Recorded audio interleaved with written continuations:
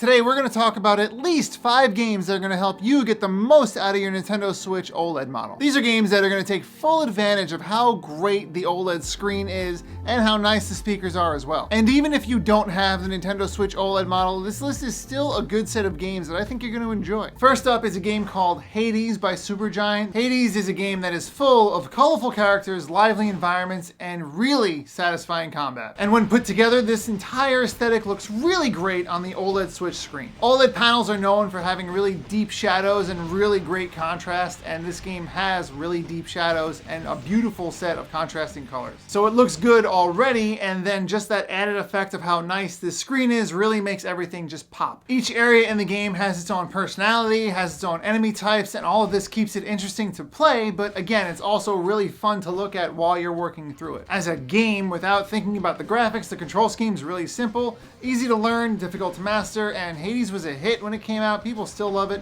There's a sequel that's going to be out, I don't know when, probably sometime in 2023, but until then, now is a perfect time to play Hades on Switch, especially on the OLED. The next game on our list is called Eastward, and I had a hard time picking from all the Pixel games on Switch because, to be honest, every Pixel game is going to look a lot better on the OLED panel. But I had to pick one that had a lot of details so that it really showed off just how nice this screen is, as well as a game that felt a little moodier, and that brought me right to Eastward. The game's story follows a haggard-looking guy named John and a sprightly young girl named Sam. Sam's got superpowers, and John hits people with a frying pan. This unlikely duo is on a journey throughout the world, heading eastward. They'll visit zombie-infested towns, bustling cities, laboratories that are underground and abandoned, or weird forests. Honestly, there's a ton of settings in this game. Overall, it's just really a feast for the eyes. Like I said, it was hard to choose a Pixel game, but when it comes to details and moodiness and shadows, Eastward takes the cake. Before we talk about the third game on our list, I want to let you know there's actually 3 hidden games in this list, and I want to make sure you know about those as well, so be sure to stick around. But in the meantime, let's talk about a little game called Hollow Knight. It's set in caverns and dingy caves, and there are a lot of little bugs you have to fight. As a matter of fact, you're your own kind of little bug. I'm probably butchering the story here. I haven't quite finished Hollow Knight. It's very long, but I can tell you that it looks really good on the Nintendo Switch OLED. And that is because this game is full of shadowy areas and really dark places, and to contrast that, there are really colorful characters and areas that do have spots of color. They just shine through that much more on this screen. Hollow Knight itself is an action-adventure exploration game where you unlock abilities to unlock new areas. You gotta beat a boss to move on. That's usually how these kind of games go, and then you'll get a new move that you can use both in combat as well as in traversal. The game's got a very Tim Burton-esque look to it. It's really scary looking, but also kind of cute at the same time,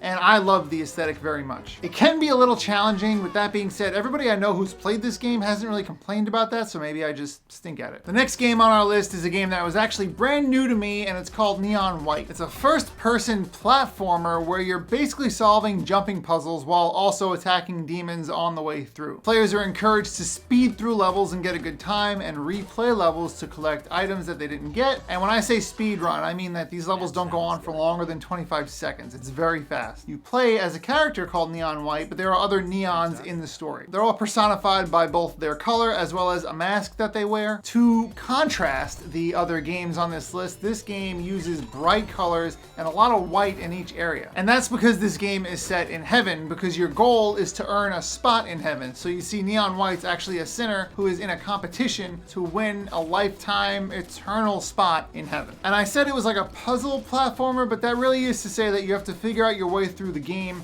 by traversing with abilities and finding out what enemies to kill in what order. So you'll make your way through a level which took maybe 25 seconds and you think I could have gone faster, and you'll find yourself retrying and not getting bored. So I had a great time with this game. It's great for short sessions, so if you don't have a lot of time, you can play like probably 3 levels within 5 minutes. It's fun. And now that brings us to Monster Hunter Rise on the Nintendo Switch OLED screen. Now this game was recently announced for the next gen console, so it is going to have a home console release. You can't play any of those on the go. That's the whole point of the Switch, right? All of this being said, Monster Hunter Rise is known as one of the best looking games on Nintendo Switch in general. The Switch itself is kind of old, so that's really impressive that Capcom managed to make Monster Hunter Rise look as good as it does. Much like the other games on this list, there's a lot to explore in Monster Hunter Rise, and that's one of the biggest reasons I think it's great for the OLED. On top of the environments and the exploring, Monster Hunter Rise itself is great for handheld mode because you can bring it to your friend's house, who also has Monster Hunter Rise. Just think about it. You could be gathered around a table with all your best buds, each of you playing Nintendo Switches right there,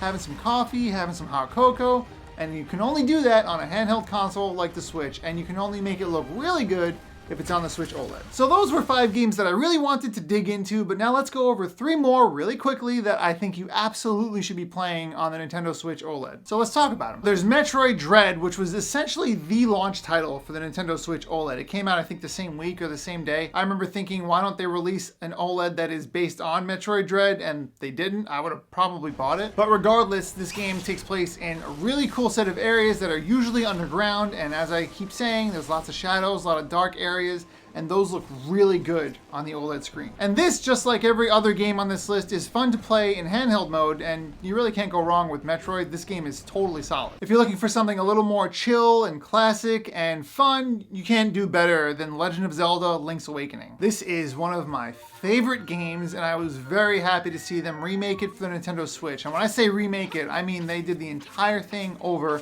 but they kept the map exactly as it was. The art style for this game is such that the characters look as though their toys come to life. Not actually toys, but everything looks like a miniature. It's all kind of glossy and shiny and really detailed as well. I haven't spoken too much about the speakers, but I'm gonna bring them up now because the music in this game,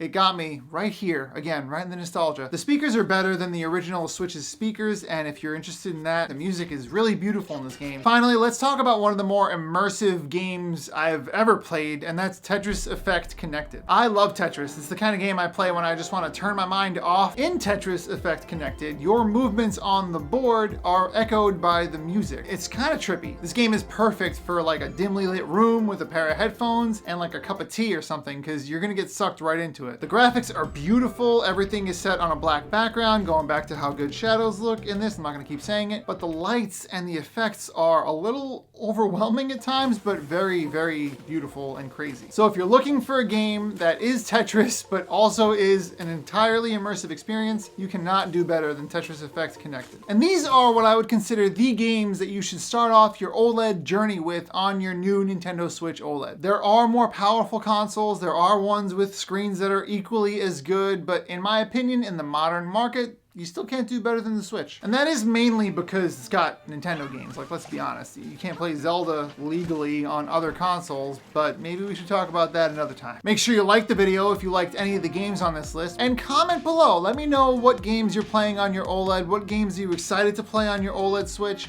I want to know what we're playing so I can put games on my list. Thank you very much for watching this video, and I will see you in the next one.